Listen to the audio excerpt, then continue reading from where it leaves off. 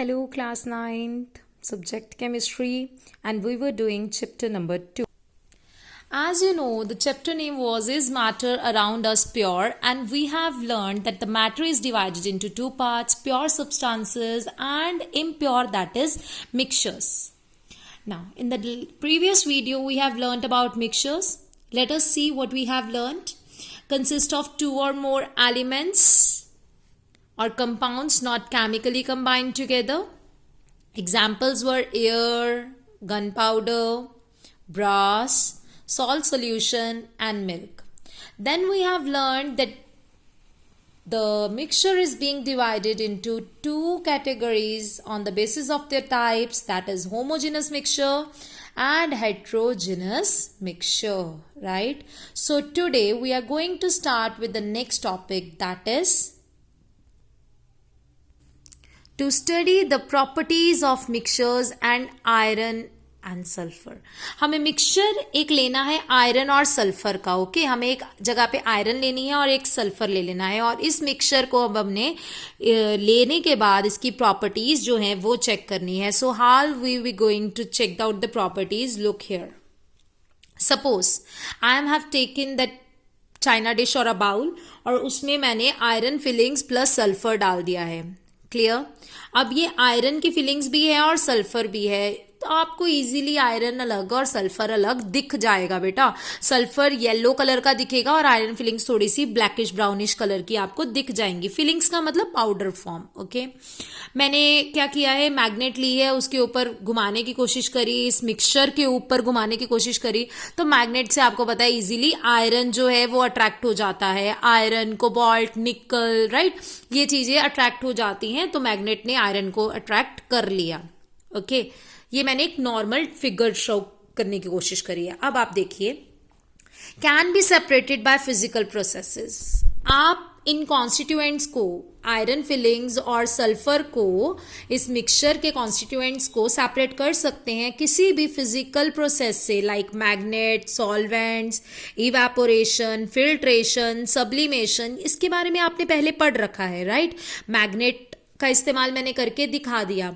जरूरी नहीं है कि ये सब के सब लगेंगे, एक भी लग जाए दैट मीन्स फिजिकल प्रोसेस से आपने उसे सेपरेट कर लिया है. Is it okay.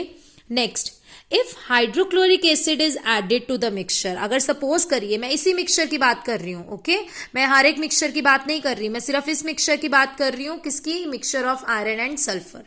अगर इसमें मैं हाइड्रोक्लोरिक एसिड डाल देती हूं, that means HCl, hydrochloric acid means HCl डाल देती हूं, तो HCl क्या करता है, आयरन के साथ, मैंने आयरन का सिंबल आपको बताया था Fe के साथ रिएक्ट करेगा. यहां पर आपके पास वो फेरिक क्लोराइड और हाइड्रोजन गैस जो है वो बाहर निकाल देगा. You are not going to learn this equation, ये मैं बस आपकी नॉलेज के लिए बता रही हूं कि जब आपने हाइड्रोक्लोरिक एसिड डाला तो उसमें आयरन और सल्फर के मिक्सचर्स में से सिर्फ आयरन वो डिसॉल्व होगा, सल्फर के ऊपर कोई एक्शन नहीं होता हाइड्रोक्लोरिक एसिड का, याद रखिएगा. Okay whereas sulphur remains unchanged. तो सिर्फ एक ही का हुआ और आपने एक एक्सट्रैक्ट कर लिया और पीछे जो बच गया वो क्या होगा, सल्फर. और इसी तरीके से अगर आपको सल्फर चाहिए और पीछे आपने आयरन छोड़ना है तो आप क्या करेंगे, if carbon disulphide is added to the mixture. अगर आप कार्बन डाइसल्फाइड को मिक्सचर में ऐड करते हैं तो क्या होने वाला है, मिक्सचर में ऐड करने से सल्फर डिसॉल्व हो जाएगी. सबसे पहले हाइड्रोक्लोरिक एसिड ऐड किया था तो क्या डिसॉल्व हुआ था, आयरन, और सल्फर रह गई थी पीछे. अब कार्बन डाइसल्फाइड डालने पे कौन डिसॉल्व हो जाएगा, सल्फर, तो आयरन क्या रह जाएगा पीछे, unchanged, leaving iron unchanged. Is it clear. Hydrochloric acid डालोगे तो आयरन रिएक्ट करेगा और सल्फर अनचेंज्ड रह जाएगी. कार्बन डाइसल्फाइड डालेंगे तो सल्फर रिएक्ट करेगी और आयरन अनचेंज्ड रह जाएगा. क्लियर.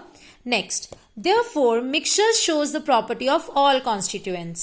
मिक्सचर ने अपने दोनों कॉन्स्टिट्यूएंट की प्रॉपर्टी शो करी. एक में उसने आयरन की प्रॉपर्टी कि वो हाइड्रोक्लोरिक एसिड में डिसॉल्व होता है, एक में उसने सल्फर की प्रॉपर्टी कि वो कार्बन डाइसल्फाइड में डिसॉल्व होती है. So mixture shows the property of all that's constituents. ये आपको याद रखनी है point. Okay Next point is energy is usually neither given out nor absorbed in the preparation of the mixture. जब ये मिक्सचर बना रहे होते हैं ना, मतलब जैसे मैंने आयरन लिया और सल्फर लिया, जब दोनों को मैंने मिक्स किया तो उसमें ना तो मेरे को कोई एनर्जी चाहिए थी, ना अब्जॉर्ब हुई, ना ही बाहर निकली जब मैंने मिक्सचर तैयार किया. Okay, so the formation is a physical change. तो ये फॉर्मेशन कैसी चेंज है? ये है एक फिजिकल चेंज. फिजिकल चेंज में कोई भी हीट अब्जॉर्ब या गिवन आउट केस नहीं होता. Clear? Next, composition is variable. Composition is variable मतलब आप बेटा आयरन ज्यादा ले सकते हो, सल्फर कम ले सकते हो, सल्फर ज्यादा ले सकते हो, आयरन कम ले सकते हो. वेरिएबल है, चेंज कर सकते हो आप composition. The constituents can be present in any proportion by mass. आप कॉन्स्टिट्यूएंट को किसी भी प्रोपोर्शन बाय मास में ले सकते हो. दैट मीन्स कम ज्यादा किसी चीज को आप कर सकते हैं. Okay, hard and fast rule नहीं होता कि दोनों बराबर लेने हैं या एक कम एक ज्यादा लेना है. आपकी मर्जी है. मिक्सचर में आप वेरिएबल कंपोजिशन, दैट मीन्स अपने अकॉर्डिंगली चेंज करके कंपोजिशन ले सकते हैं. Is it clear? So now the next one is no definite melting point, boiling point. कोई डेफिनेट इसका मेल्टिंग और बॉइलिंग पॉइंट नहीं है. बेटा देखो ना, अगर आपने आयरन ज्यादा ले ली तो मेल्टिंग पॉइंट कुछ और आएगा, किसी ने सल्फर ज्यादा ले ली तो उसका मेल्टिंग पॉइंट कुछ और आएगा, किसी ने दोनों बराबर ले ली तो उनका मेल्टिंग पॉइंट कुछ और आएगा. तो मेल्टिंग और बॉइलिंग पॉइंट इनके डेफिनेट नहीं है क्योंकि कंपोजिशन वेरिएबल है, मतलब चेंज होती रहती है. इसलिए usually heterogeneous. Now the concept comes here. Mixtures usually heterogeneous होते हैं, बट मैंने तो आपको बोला मिक्सचर्स की दो टाइप्स हैं, homogeneous and heterogeneous. Usually heterogeneous हैं. Exceptions cases are solutions and alloys. इस एक्सेप्शनल केस को मैं डिटेल में समझाऊंगी कि कैसे हैं. सो पहले देखिए कि यूजुअली हेट्रोजिनस होते हैं सारे के सारे मिक्सचर्स, बट सॉल्यूशंस और अलॉय को छोड़ के. तो इसका मतलब सॉल्यूशन और अलॉयज कौन से मिक्सचर्स होंगे? होमोजेनस मिक्सचर्स होंगे. कैसे मिक्सचर्स होंगे? ये होमोजेनस मिक्सचर्स होंगे. So have a look on the next topic, that is the case of solutions. पहले मैं आपको केस ऑफ सॉल्यूशंस करवाऊंगी एंड देन हम केस ऑफ अलॉयज भी पढ़ेंगे. Okay, so first of all case of solutions. In the case of solutions, look here, solutions are homogeneous substances. अभी तो मैंने बताया कि मिक्सचर सारे heterogeneous हैं, एक्सेप्शन में आएगा solution. तो solution कैसा हो गया? solution हो गया homogeneous substance. Okay, next, heat is evolved or absorbed in the preparation. अब देखो बच्चे, मैंने आपको मिक्सचर्स में क्या बताया था? हीट अब्सॉर्ब और इवॉल्व नहीं होगी. देखिए जरा मिक्सचर्स वाले पॉइंट में, energy is usually neither given out nor absorbed in the preparation of mixtures, right? अब इधर मैं क्या बोल रही हूँ? heat is evolved or absorbed in the preparation. तो ये मिक्सचर कैसे हुआ? क्वेश्चन तो यहाँ पर एक अराइज कर दिया, why a solution is considered to be mixture then? उसे हम मिक्सचर क्यों मान रहे हैं? अगर वो हीट अब्सॉर्ब और इवॉल्व कर रहा है, दैट मीन्स वो फिजिकल चेंज की बजाय केमिकल चेंज कर रहा है, तो फिर भी हम उसे मिक्सचर कह रहे हैं. क्यों कह रहे हैं? उसके लिए आपको पॉइंट्स याद करने पड़ेंगे. फर्स्ट इज क्योंकि they can be separated into components by physical means. Solution के जो कंपोनेंट्स होते हैं ना, उनको आप फिजिकल तरीके से सेपरेट कर सकते हैं. सॉल्यूशन में आप एग्जांपल लेके चलिए सॉल्ट सॉल्यूशन की. किसकी एग्जांपल लेके चलेंगे आप? सॉल्ट सॉल्यूशन की. तो सोचिए सॉल्ट और वाटर है, तो क्या आप सॉल्ट और वाटर को सेपरेट नहीं कर सकते? कर सकते हैं, इवापोरेशन से, राइट? तो आप इवापोरेट करोगे, पानी उड़ जाएगा और नीचे क्या बच जाएगा? सॉल्ट.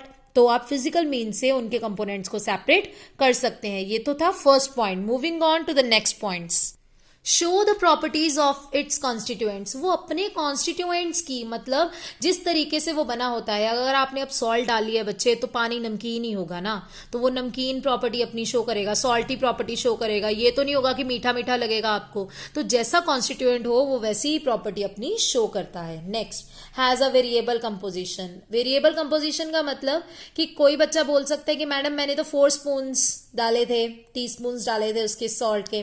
कोई बोल सकता है हमने तो 2 टीस्पून्स डाले थे. तो वेरिएबल मतलब आप चेंज करके कोई भी कंपोजिशन के साथ काम कर सकते हैं. Next, doesn't have a fixed boiling point. क्यों नहीं है फिक्स्ड बॉइलिंग पॉइंट? अब जिसने 4 स्पून्स डाले हैं उसका बॉइलिंग पॉइंट अलग निकलेगा, और जिसने 2 स्पून्स डाले हैं सॉल्ट के उसका बॉइलिंग पॉइंट अलग निकलेगा. दैट मीन्स इसका फिक्स्ड बॉइलिंग पॉइंट नहीं होता. एग्जाम्पल के तौर पे मैंने क्या बताया था? Very good, salt solution, that means salt plus water. Is it okay? Now, moving on to the next, that is the case of alloys. First of all, what is an alloy? Mixture of two or more metals. दो या दो से ज्यादा metals का mixture हो सकता है. Metals में थोड़े बहुत नॉन मेटल्स भी डाली जा सकती हैं. ओके, अगर ये ऐसा आप बना दो तो वो क्या हो जाता है? अलॉय बन जाता है. आपने वर्ड सुना होगा अलॉय व्हील्स. गाड़ियों के जो व्हील्स होते हैं वो अलॉय के बनाए जाते हैं, राइट? आपने ब्रॉन्ज मेडल थर्ड आने पे कभी जीता होगा, वो भी एक अलॉय है. तो वो अलॉयज होते हैं. अलॉयज में क्या है? Alloys are homogeneous mixtures. ये एक होमोजीनस मिक्सचर्स होते हैं. Can not be separated by any physical methods. बच्चे, अब ये अलॉयज को हम फिजिकल मैथड से सेपरेट कर ही नहीं सकते. दैट मीन्स अगर मैंने कॉपर और जिंक ले ली और कॉपर और जिंक को पिघलाने के बाद मैंने मिक्स करके एक अलॉय बना दिया, अब मैं उसे सेपरेट नहीं कर सकती. मतलब कॉपर और जिंक को मैं अलग अलग नहीं कर सकती. बट मिक्सचर्स तो कहते थे कि वो अलग हो सकते हैं फिजिकल मैथड से, जैसे मर्जी हो, सब्लिमेशन हो, इवेपोरेशन हो, कुछ भी हो. अब यहां पर तो गलती हो गई. क्या गलती हो गई? अब यहां पर तो उसने कुछ और ही बता दिया आपको. अब यहां पर उन्होंने कुछ और बता दिया ना. इन्होंने क्या बता दिया कि वो फिजिकल मैथड से सेपरेट नहीं हो सकते. तो यहां तो गड़बड़ हो गई. अब हमें क्या देखना होगा कि फिर अलॉय को हम मिक्सचर्स क्यों मानते हैं. अगर ये सेपरेट नहीं होते तो फिर इन्हें हम मिक्सचर्स क्यों मानते हैं. सो देखिए, क्यों मानते हैं? क्योंकि दे show the properties of its constituent. वो अपने कॉन्स्टिट्यूएंट्स की प्रॉपर्टीज शो कर देते हैं, बता देते हैं अपने कॉन्स्टिट्यूएंट की प्रॉपर्टीज के बारे में. Have a variable composition. इनकी कंपोजिशन अलग अलग होती है. मतलब कॉपर ज्यादा ले लो, जिंक ज्यादा ले लो, कुछ भी जो मेटल्स आप मिला रहे हो ना, वो आप कम ज्यादा अपने अकॉर्डिंगली कर सकते हैं. For example brass. Look here, for example brass. Brass में एग्जाम्पल आई है copper Cu plus zinc Zn की. ओके, ब्रास में हम दो चीजों को मिक्स करते हैं, कॉपर जिसका सिंबल है Cu एंड जिंक जिसका सिंबल है Zn. अब ब्रास एक अलॉय है और इसे हम अलॉय को मिक्सचर क्यों मानते हैं? Because it shows the property of its constituent. Brass में कॉपर की प्रॉपर्टी भी शो होती है और जिंक की प्रॉपर्टी भी शो होती है. Clear? Next, it has a variable composition. मतलब कंपोजिशन सेम नहीं रहती. कैसे सेम नहीं रहती? देखिए, जिंक जो है वो 20 से 35% तक चेंज हो सकता है. दैट मीन्स इसकी कंपोजिशन सेम नहीं होगी. आप इनकी कंपोजिशन को चेंज कर सकते हैं. और अगर आप इनकी कंपोजिशन को चेंज कर सकते हैं और वो अपनी प्रॉपर्टी बता रहा है कॉन्स्टिट्यूएंट्स की, इसलिए उसे क्या मानते हैं हम? मिक्सचर. क्योंकि ये दो प्रॉपर्टीज तो मिक्सचर्स की हैं, तो इसलिए हम अलॉय को क्या मानते हैं? मिक्सचर मानते हैं. Is it right? समझ आया? तो हमने आज क्या क्या पढ़ा? We have studied about mixtures. Then to study the properties of mixtures of iron and sulfur. Then we have studied the case of solutions, and at the last the case of alloys. I hope so. These whole concepts are very much clear to you all, and in the next video we'll be doing the next topics. Thank you so much, students.